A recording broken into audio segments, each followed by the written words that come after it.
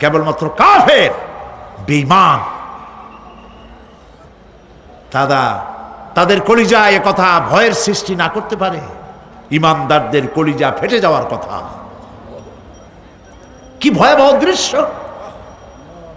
তারকা পড়তেছে, আকাশ ভাঙতেছে। খালি রাশিয়ার একটা রকেট বহু বছর পর্যন্ত মহাশূন্যে উঠতেছিল। একদিন পত্রপত্রিকায় দেখতে পেলাম ওইটা ভাঙ্গে পড়বে, ওইটার মেয়াদ শেষ হয়ে গেছে, ভাঙ্গে পড়বে। বিশ্ব মহাচিন্তায় পড়ে গেল, কোন দেশে পড়বে? যদি কোনো দেশের উপরে পড়ে সে দেশ শেষ হয়ে যাবে। বিল্ডিং, মানুষ, স্থাপনা সব চূর্ণ বিচূর্ণ হয়ে যাবে। ভয়তে অস্থির। রাশিয়ার বিজ্ঞানীরা চেষ্টা করলো সেটাকে সরাইয়া কোনো জমিনে যাতে না পড়ে মহাসমুদ্রে ভালাবার জন্য চেষ্টা করতে লাগলো। মনে আছে ঘটনা আপনাদের? পত্রপত্রিকা যারা পড়ে মনে থাকারই কথা। রাশিয়ার একটা রকেট, এটার কত বড় হবে? ওইটা ভেঙে চুরে পড়বে, সে ভয়তে দুনিয়া অস্থির।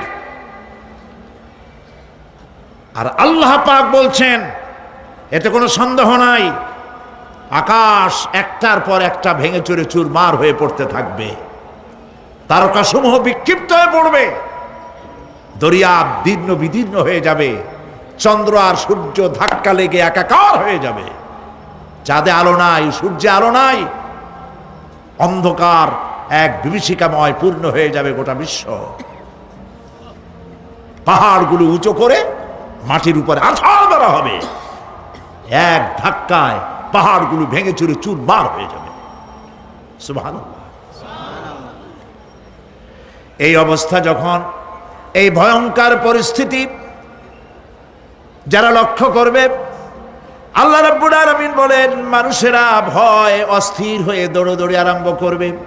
ইয়াকুলুল ইনসানু ইয়াউমাইদিন আইনাল মাফার। মানুষেরা পাগলের মতো শুধু দৌড়াদৌড়ি করবে আর বলবে পালাবো কোথায়, ভাগবো কোথায়, কোথায় যাব? আল্লাহ রাব্বুল আলামিন জবাবে বলেন কাল্লা লা ওয়াজারা ইলা রাব্বিকা ইয়াউমাইদিনিল মুস্তাকার। কখনই নয়, ভাগবার জায়গা নাই, পালাবার জায়গা নাই। আল্লাহ রাব্বুল আলামিনের আশ্রয় ছাড়া কোনো আশ্রয় নাই।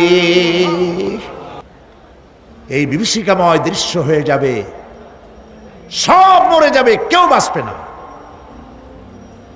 মালাকুল মউতকে আল্লাহ পাক জিজ্ঞেস করবেন, কে এখন বেঁচে আছে আর কারা বেঁচে আছে?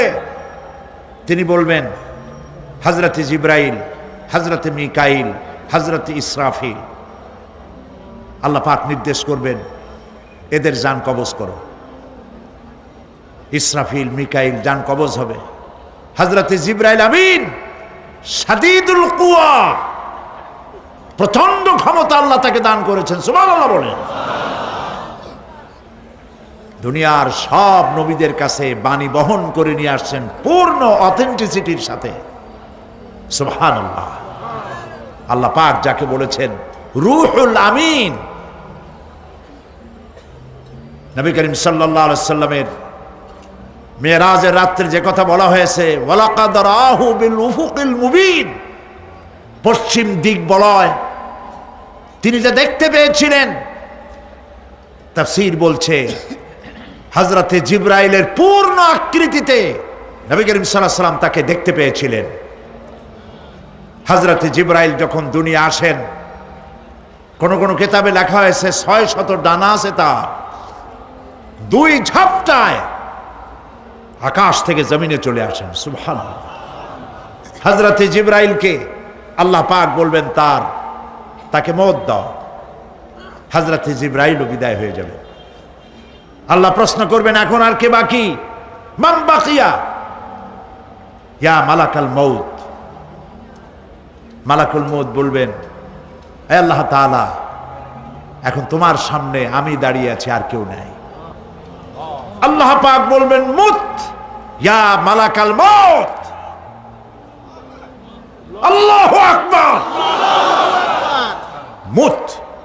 ইয়া মালাকুল মউত, মরে যা, মরে যা। মালাকুল মউত মরে চলে যাবে।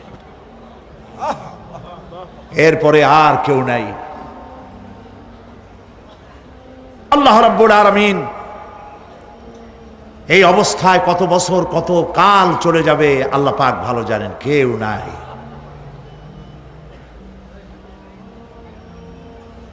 আজকের রাজত্ব কার? আল্লাহ প্রশ্ন করবেন, আজকের রাজত্ব কার? আল্লাহ পাক আওয়াজ দিবেন, বলবেন আজকের রাজত্ব কার? কোনো জবাব নাই, আকাশের নাই, জমিনের নাই, আকাশও তো নাই, কারো কোনো জবাব নাই। আল্লাহ পাক বলবেন লিল্লাহি ওয়াহিদুল কাহ্হার। আজ একমাত্র রাজত্ব হচ্ছে পরাক্রমশালী আল্লাহ রাব্বুল আলামিনের। আল্লাহ পাক বলবেন ইয়া দুনিয়া আইনা শুজারুকি, হে পৃথিবী তোর গাছগুলা কই? ইয়া দুনিয়া আইনা জিবালুকি, হে পৃথিবী তোর পাহাড়গুলা কই? আইনাল জব্বারিন, স্বৈরাচারেরা কোথায়? কারো কোনো জবাব হবে না। আল্লাহ পাক এরপরে আবার মানুষগুলিকে জিন্দা করবেন। সুবহানাল্লাহ। ওয়া ইযাল কুবুরু বু'সিরাত, যা কিছু মাটির মধ্যে লুক্কায়িত ছিল সবগুলি আল্লাহ পাক বের করে নিয়ে আসবেন। হাসরের ময়দান হবে, উপস্থিত হবে সমস্ত মানুষ, কেউ পলায় থাকতে পারবে না কোথাও। কুমিরে যারে খাইছে, বাঘে যারে খেয়েছে, আগুনে যারে পোড়াইছে, পানিতে যে পচে গেছে, পোকামাকড়ে যারা খেয়েছে, কোনো পথ নাই। সবাই আল্লাহর দরবারে উঠবে। পায়ে জুতা নাই, মাথায় কাপড় নাই, পরনে কোনো কাপড় চোপড় নাই, উলঙ্গ উলাঙ্গিনী। উম্মুল মুমিনিন হযরতে আয়েশা সিদ্দিকা রাদিয়াল্লাহু তাআলা আনহা, নবী করিম সাল্লাল্লাহু আলাইহি ওয়াসাল্লামের জবান মোবারকে এটা শুনে কেঁদে ফেললেন। বললেন ইয়া রাসূলুল্লাহ, আমারও কি সেই অবস্থা হবে? তিনি বললেন হ্যাঁ। উম্মুল মুমিনিন বললেন ইয়া রাসূলুল্লাহ, তখন কি আমার শরম হবে না? আল্লাহর নবী বললেন কিয়ামতের এই বিভীষিকাময় দৃশ্য দেখে মানুষ মানুষের দিকে তাকাবার কোনো হুঁশ থাকবে না। সব মানুষ উপরের দিকে তাকায় থাকবে, নিচে তাকাবার কারো কোনো ক্ষমতা থাকবে না। মানুষ অস্থির হয়ে যাবে। সেই হাসরের ময়দান, বিচারক আল্লাহ রাব্বুল আলামিন প্রত্যেকটি মানুষকে তার কৃতকর্মের জন্য হিসাব দিতে হবে। আল্লাহ রাব্বুল আলামিন বলেন পরকালীন জীবনের ব্যবস্থাপনাটা কেমনে হবে শোনো। ইন্নাস সামআ ওয়াল বাসারা ওয়াল ফুআদা কুল্লু উলাইকা কানা আনহু মাসউলা। কিয়ামতের দিন প্রত্যেকটি মানুষকে তার শ্রবণ সম্পর্কে, তার দৃষ্টি সম্পর্কে, আর অন্তঃকরণের কল্পনা সম্পর্কে প্রত্যেকটি ব্যাপারে আল্লাহ পাক জিজ্ঞাসা করবেন। কান দিয়েছিলাম, কি শুনেছ? যা শুনছো তা আমল করেছো কিনা? আমার নিষেধ করা জিনিসগুলি শুনছো নাকি? কানের জবাব দিতে হবে। কান আল্লাহ পাক দিয়েছেন, সুবহানাল্লাহ। আল্লাহ পাক দিয়েছেন কান। এই কান দুটো যার নাই, কান আছে শুনতে পায় না, কত বড় কষ্টে আছে সে। মানুষে চিল্লায় কথা কয়, সে বুঝেই না। আছে না এমন? এই কানের সম্পর্কে প্রশ্ন করা হবে, শ্রবণ সম্পর্কে, দর্শন সম্পর্কে প্রশ্ন করা হবে। যা দেখতে নিষেধ করেছি সেগুলো দেখছো নাকি? এর শুকরিয়া আদায় করেছো নাকি? দুটি চোখ, এর শুকর আদায় করা কি সম্ভব ভাই? আদায় করা সম্ভব? এই দুটি চোখ যদি না থাকতো আমার গর্ভধারিণী মাকে দেখতে পারতাম না। এই সুন্দর চোখ দুটি যদি আল্লাহ না দিতেন, আল্লাহর এই সুন্দর সৃষ্টি দেখা থেকে বঞ্চিত হয়ে যেতাম। আল্লাহকে বলি, মনির, হে বিশাল আকাশের মালিক, তুমি দয়া করে না চাইতে আমাদের শরীরে যা দিছো নিয়ামত, মৃত্যুর আগে ছিনায় নিও না। দুটি চোখের শকর আদায় করতে পারবো না। চোখের মধ্যে পানি আছে, কান্নার পানি না, সবসময় চোখে পানি আছে।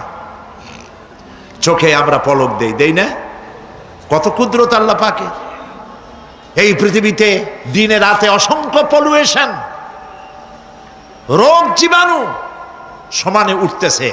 এখন যদি মাইক্রোস্কোপ যন্ত্র এখানে থাকতো তাহলে দেখতেন এই পরিবেশটা কত দূষিত, কত পলুয়েশন, কত জার। এগুলি নাকের মধ্য দিয়ে পেটে যাচ্ছে, চোখের মধ্যে ঢুকতেছে। ক্রমাগত চোখের ভিতরে ধুলাবালি ঢুকবে, আর পরিষ্কারের কোনো ব্যবস্থা যদি না করা হয় চোখের দৃষ্টি নষ্ট হয়ে যেতে পারে। এই জন্য আল্লাহ রাব্বুল আলামিন চোখের ভিতরে মেডিসিন রূপী এক প্রকারের পানি রেখেছেন, আর অটোমেটিক চোখের পাতা ওঠানামা করে প্রতি মুহূর্তে চোখকে ক্লিন করে দিতেছে।